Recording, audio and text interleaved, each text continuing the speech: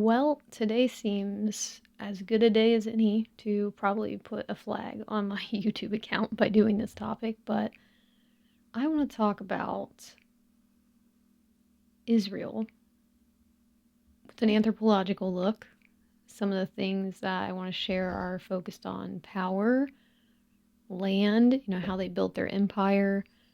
Trying my best to stay out of the current events with this topic, but I do think it is very useful information for whatever that's worth and what you want to do with it.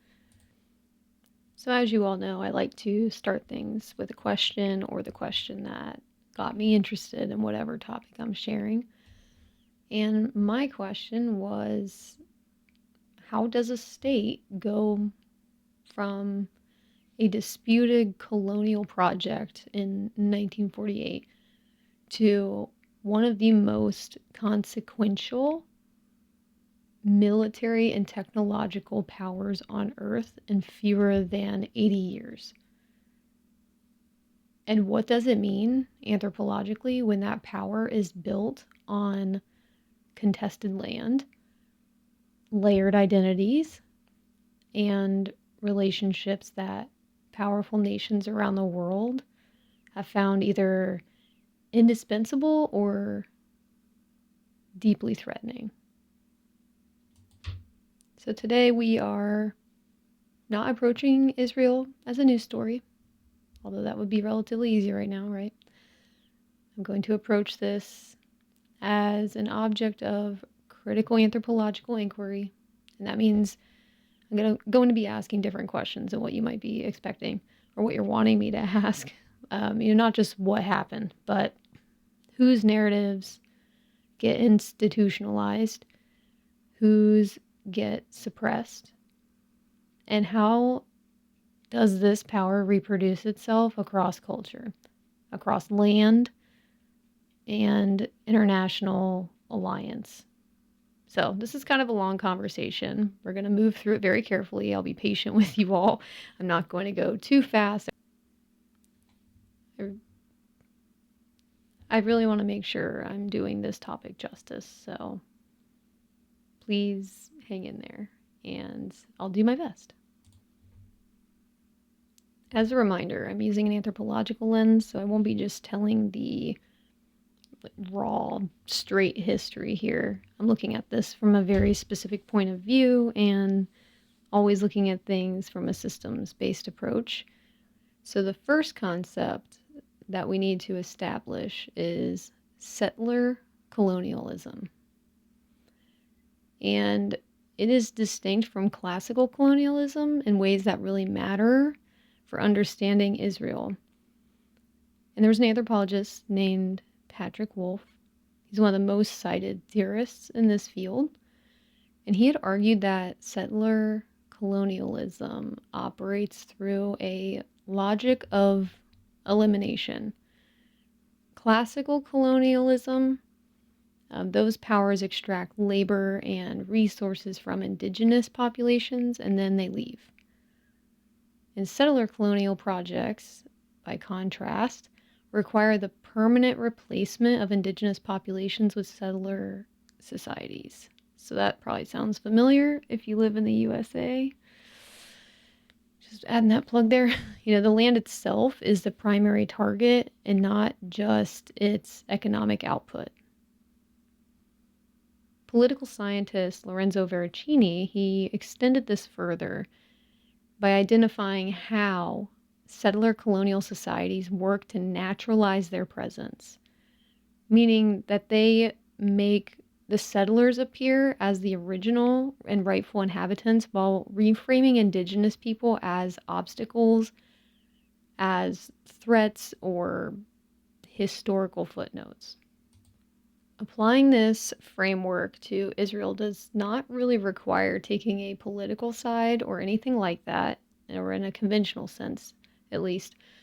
What it requires is asking, what does the evidence show about how the state was constituted, and through what mechanisms did indigenous Arab populations, primarily Palestinians, lose land, legal status, and political recognition? Rashid Khalidi, a Palestinian American historian at Columbia, documents in a book, if I recall, called The 100-Year War on Palestine, that what Palestinians experienced was a series of coordinated declarations that showed that there was war against their political existence, from British imperial decisions in the Balfour Declaration of 1970 through Israeli statehood in 1948, and then all the way through occupation in 1967, and then through settlement expansion that continues to this day, as we've seen. For critical anthropologists, though, this isn't really a disputed framework or anything like that. It's actually a very well documented framework. And the debate, politically charged as it is, sits in the space between recognizing the framework and determining what obligations that framework creates. Really, every nation state tells a story about itself. The question anthropology asks is, who constructs that story? Whose experiences does it center? And whose does it require erasing or subordinating to tell it? Israel's founding national narrative draws on several interlocking elements. Of course, I'll share them.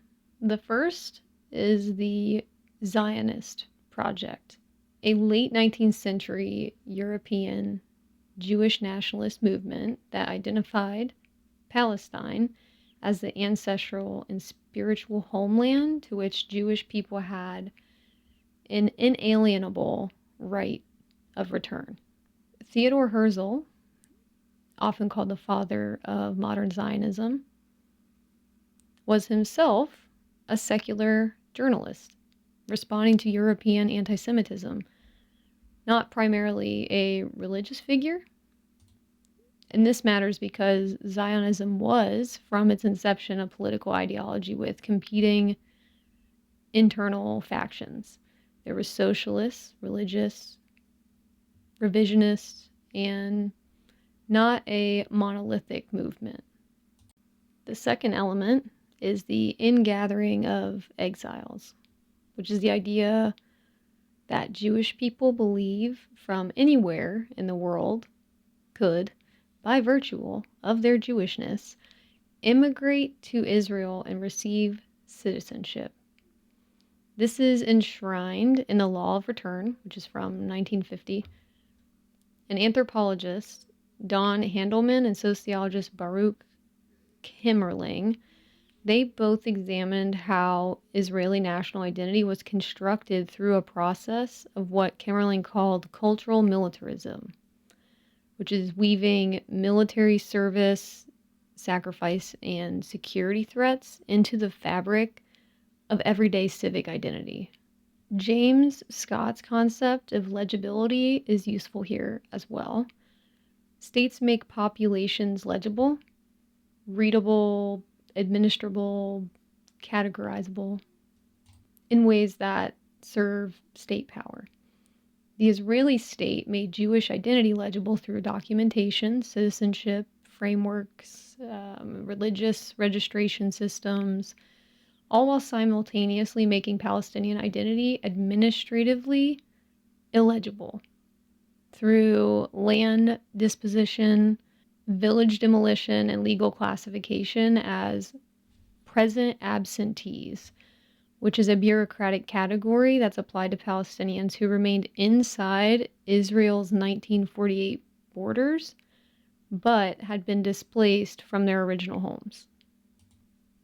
Hannah Arendt, writing in The Origins of Totalitarianism, had warned that when belonging to a political community becomes contingent on ethnic or religious identity, statelessness becomes a structural condition rather than an individual misfortune. And that warning has significant resonance in this context.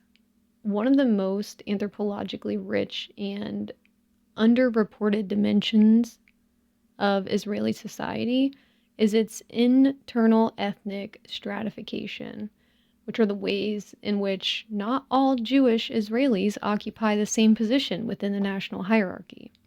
Ashkenazi Jews, those with origins in Central and Eastern Europe, were the primary architects of the Zionist project and constitute the historical, political, and economic elite of Israeli society. The founders of the major political parties, the early kibbutz movement, and the cultural institutions of the state were overwhelmingly Ashkenazi.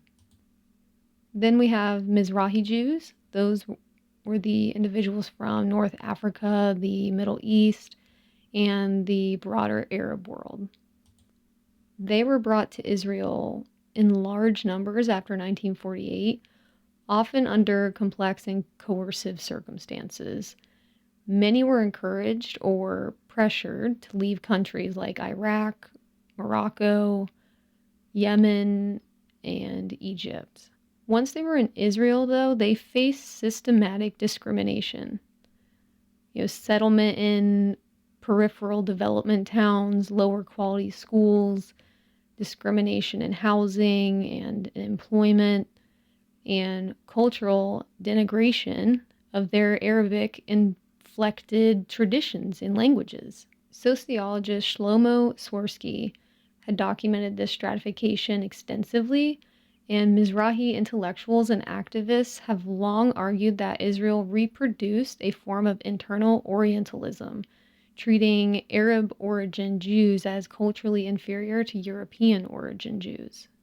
Imagine being pressured and coerced to leave, only to go somewhere where you were treated as inferior. Next, we have Ethiopian Jews, who are known as Beta Israel. They represent another distinct trajectory.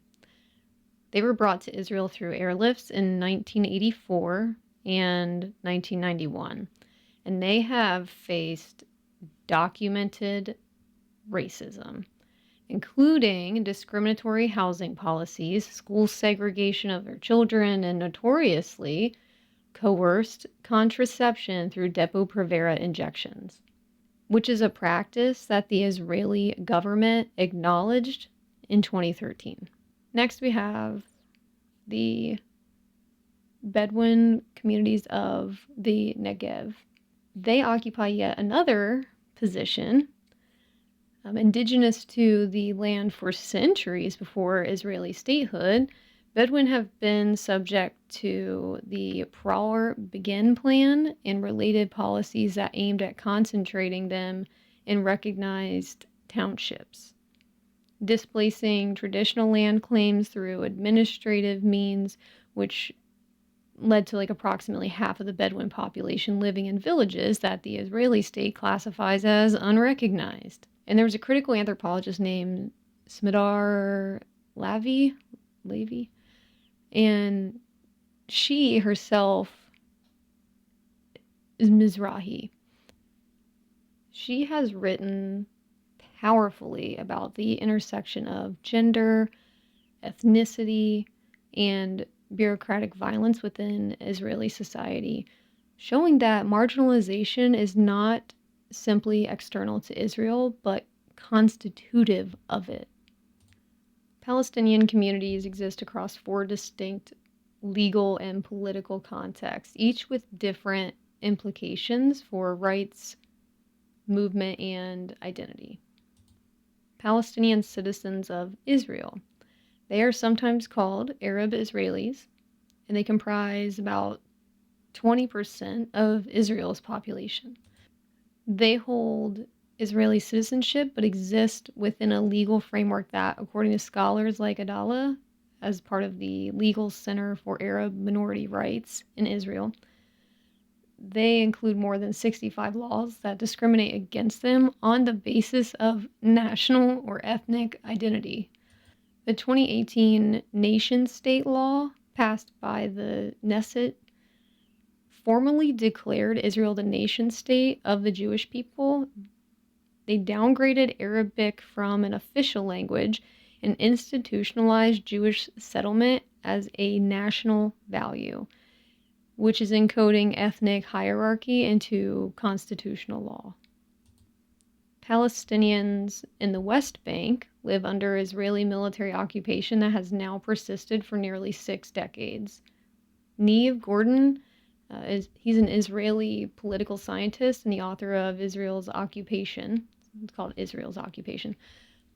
Not sarcastically, but like that's the name of it, Israel's Occupation. And it analyzes the occupation through what he calls a shift from disciplinary to biopolitical control. Essentially a framework drawn from Mikhail Foucault, who I've actually mentioned in another video before, and later extended by Achille Mbembe's work, if I remember it. It's his theory of necropolitics, that's what it is. Mbembe argues that some sovereign powers exercise their authority primarily through the decision of who may live and who may die, which is a framework that scholars of the occupation have found analytically precise. Settlement expansion in the West Bank has continued under every Israeli government. By 2024, over 700,000 Israeli settlers live in settlements that the International Court of Justice and the UN Security Council have repeatedly ruled illegal under international law. And we also know what's going on as of today with the West Bank. Gaza has been under Israeli blockade since 2007, following Hamas's electoral victory and subsequent takeover of that territory. Israeli human rights organization, I forget the name of it, I'm really sorry. I know it starts with a B. I think it's like B'Tselem or something. Sorry, I hate when I forget something like that. And there's another international organization that includes Amnesty International and Human Rights Watch. They have characterized the blockade as collective punishment by restricting food, medicine, fuel, and construction materials to the civilian population. And we also know where things stand as of today, but I'm talking systemically. I'm trying not to get to the current events piece. I'm trying to keep things up to today, if that helps. Then we also have Palestinians in diaspora.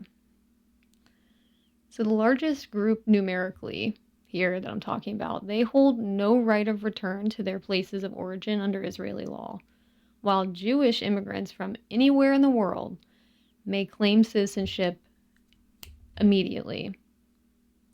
Frantz Fanon's framework that's called The Wretched of the Earth on colonial subject formation and the psychology of dispossession, it remains remarkably applicable to the Palestinian experience of being defined primarily through negation.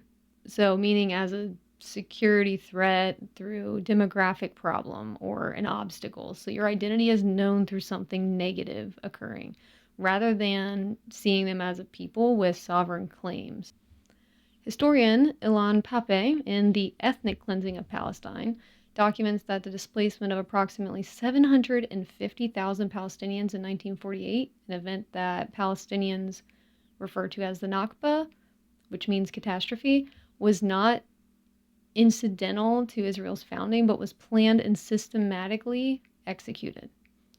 And this remains one of the most contested and consequential historical debates in this field. So to really understand Israel, it requires understanding the network of relationships through which it projects and sustains power far beyond its borders.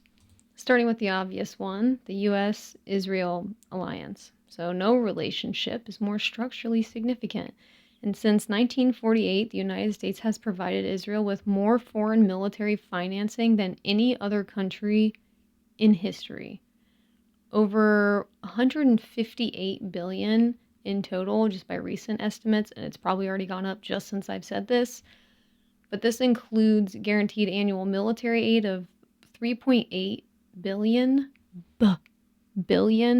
under a 10-year memorandum of agreement that was signed in 2016.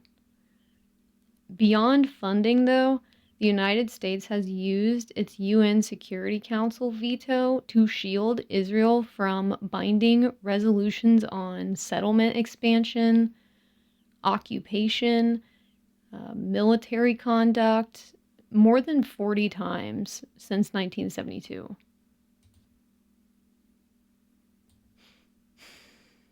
Noam Chomsky and Edward Herman and their manufacturing consent framework argue that U.S. support for Israel is best understood not through the lens of idealism or cultural affinity, but through the lens of strategic interest. Israel functions as a regional military partner that enforces U.S.-aligned order in a resource-rich and geopolitically contested neighborhood. Political scientist John Mearsheimer and historian Stephen Walt in the Israel Lobby, they controversially argued that the organized pro-Israel lobby, particularly AIPAC, it exercises disproportionate influence over U.S. foreign policy in ways that do not always align with American strategic interests.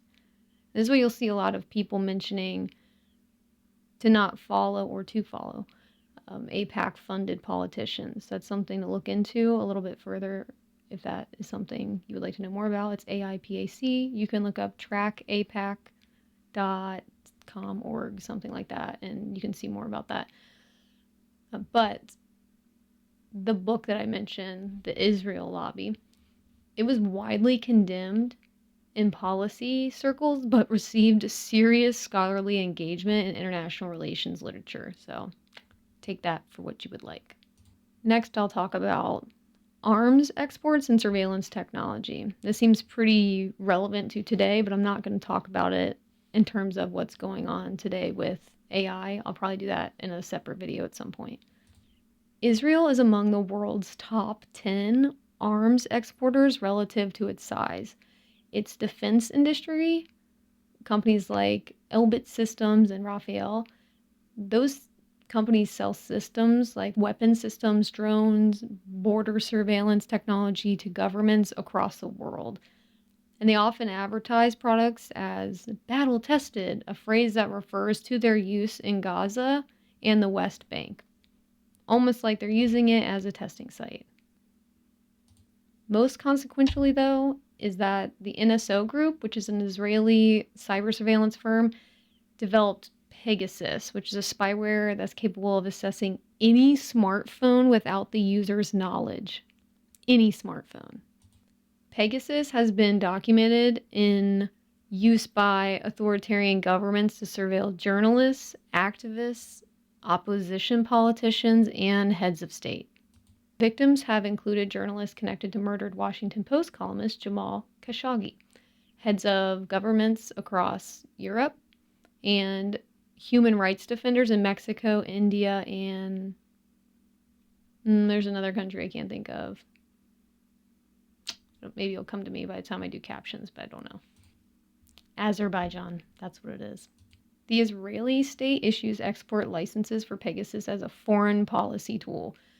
Pegasus sales have accompanied or enabled normalization agreements with several Gulf states, and this is the anthropology of technology as statecraft.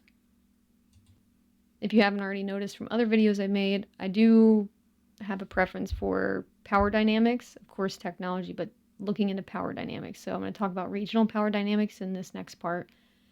Israel's relationships with neighboring states are defined by a combination of open hostility, covert cooperation, and pragmatic realignment. Iran represents the primary declared adversary. Iran represents the primary declared adversary, a rivalry that's structured around nuclear deterrence, regional proxy conflicts like Hezbollah in Lebanon, Hamas in Gaza, Houthi forces in Yemen, and competing visions for regional order.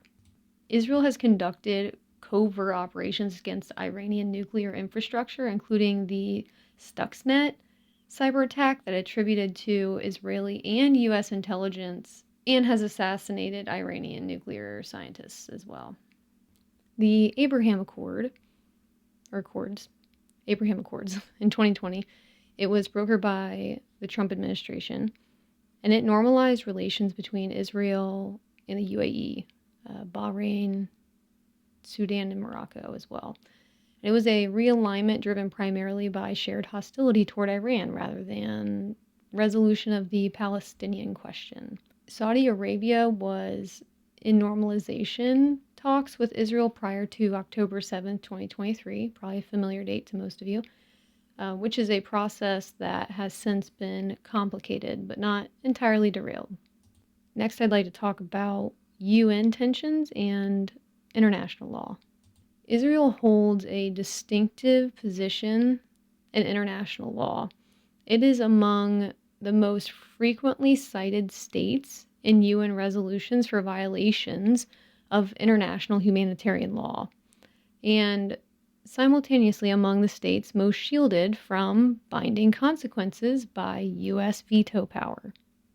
The International Court of Justice in January 2024 found it plausible that Israel's conduct in Gaza could constitute genocide under the Genocide Convention, which is a ruling with significant legal and political consequences still unfolding. And the ICJ's earlier 2004 advisory opinion found Israel's separation wall in the West Bank to be illegal under international law as well. And neither ruling has resulted in any type of enforcement. David Graeber's framework on bureaucratic power is very useful here.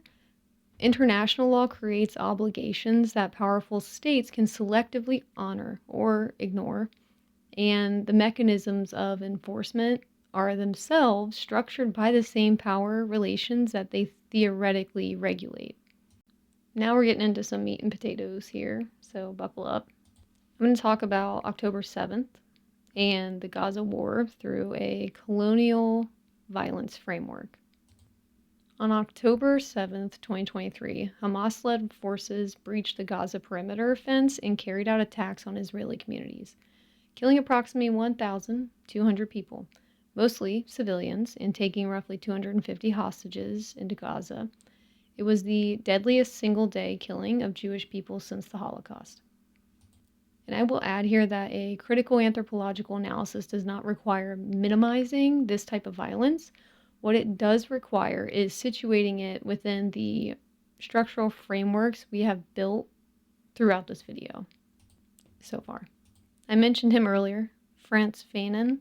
He had argued that colonial violence produces counterviolence, not as a moral justification, but as a predictable structural consequence.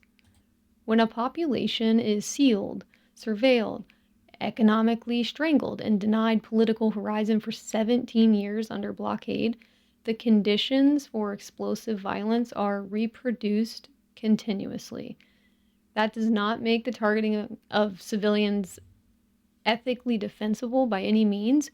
It makes it historically intelligible within a pattern that scholars of colonial conflict have documented across contexts from Algeria to South Africa to Vietnam. Achille Mbembe's necropolitical framework I mentioned earlier asks whose deaths are being counted, whose deaths are being grieved and rendered politically legible, and whose deaths are treated as administrative or collateral.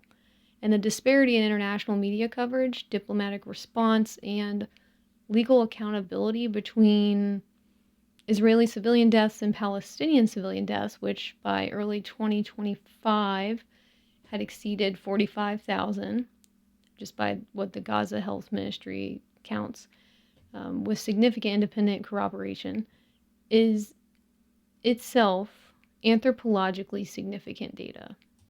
The Israeli military response in Gaza has involved the destruction of civilian infrastructure at a scale that UN agencies, international humanitarian organizations, and legal scholars have described as disproportionate and potentially constituting collective punishment or worse.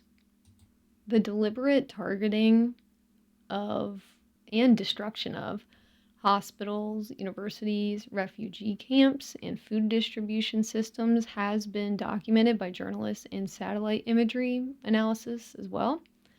And Patrick Wolfe's elimination logic framework becomes particularly pointed here.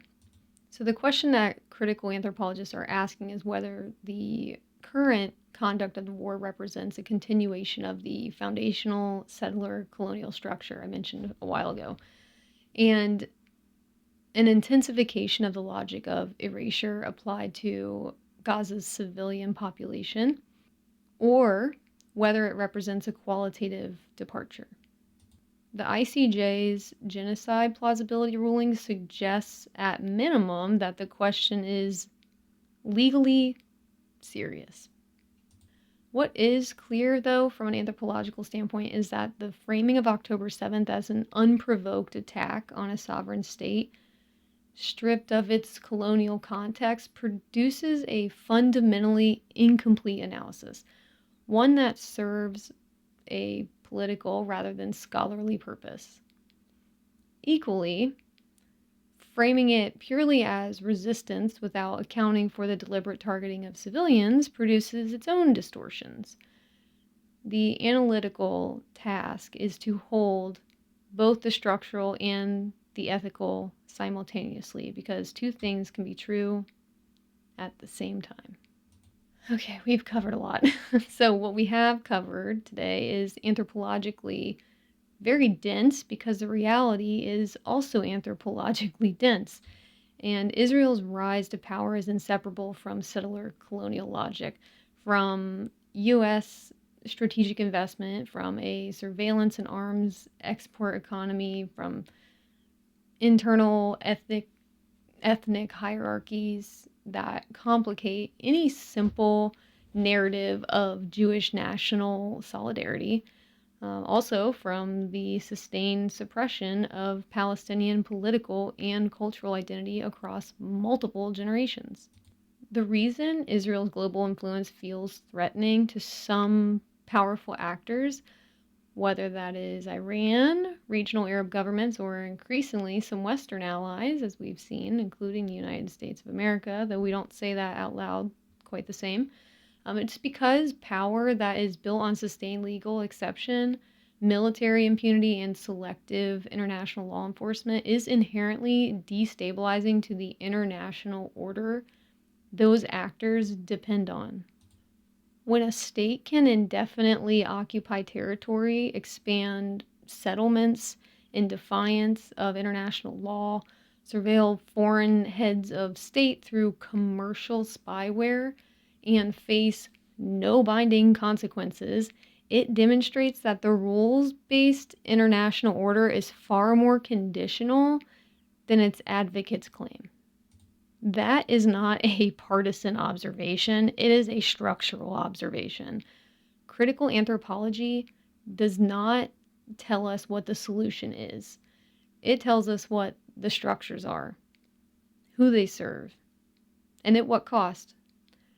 All across all communities caught within them inside that web. And that conversation doesn't end here, but this video does. So if you have any thoughts or ideas on something you would like to see, please let me know. If something stood out to you that you would like for me to cover more in depth, I am happy to do that. I'm happy to share some of the frameworks and theories that I referenced wherever possible. I do notate those as I go through them. But other than that, I appreciate you listening, and I hope you leave with some information that helps you understand today a little bit better than you did yesterday. So, take care.